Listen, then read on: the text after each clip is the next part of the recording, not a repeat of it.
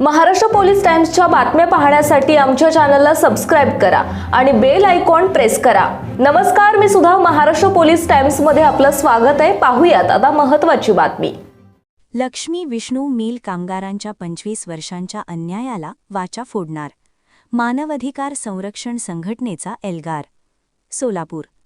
गेल्या 25 वर्षांपासून प्रलंबित असलेल्या लक्ष्मी विष्णू मिल कामगारांच्या मागण्या मान्य करून घेण्यासाठी आता मानवाधिकार संरक्षण संघटना आक्रमक झाली आहे। कामगारांवर झालेला अन्याय आता कदापि सहन केला जाणार नाही। त्यांना न्याय मिळेपर्यंत आमचा लढा सुरूच राहील, असे परखड आश्वासन संघटनेचे राष्ट्रीय अध्यक्ष श्री MD चौधरी यांनी सोलापूर येथे दिले।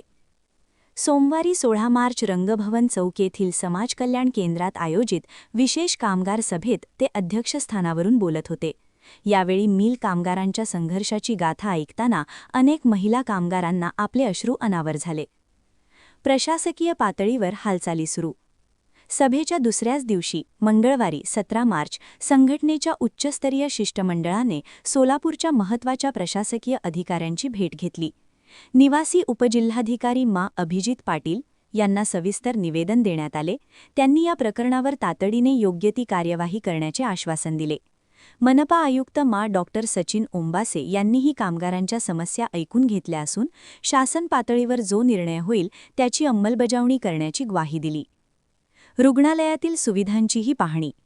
या शिष्टमंडळाने केवळ कामगारांचेच प्रश्न मांडले नाहीत, तर छत्रपती शिवाजी महाराज सार्वजनिक रुग्णालयातील विविध विभागांना भेटी दिल्या। रुग्णांना मिळणाऱ्या सोयीसुविधांची माहिती घेऊन त्यांनी प्रशासनाला आवश्यक सूचना केल्या। यावेळी medical superintendent doctor SS Todkar उपस्थित होते। प्रमुख उपस्थिती। या मोहिमेत मानवाधिकार संरक्षण संघटनेचे राष्ट्रीय उपाध्यक्ष प्रमोद केसरकर, राष्ट्रीय निरीक्षक रामदास खोत, महाराष्ट्र प्रदेशाध्यक्ष रघुनाथ रोकडे, सल्लागार अशोक बोंबळेकर तसेच लक्ष्मी विष्णू मिल कामगार संघटनेचे अध्यक्ष नागनाथ कांबळे, उपाध्यक्ष गणेश जाधव, सचिव सुरेश मस्के आणि खजिनदार शंकर पुपाळे यांचा सक्रिय सहभाग होता। कार्यक्रमाचे सूत्रसंचालन। महाराष्ट्र पोलीस टाइम्स चॅनलला लाईक आणि सबस्क्राइब करा। धन्यवाद।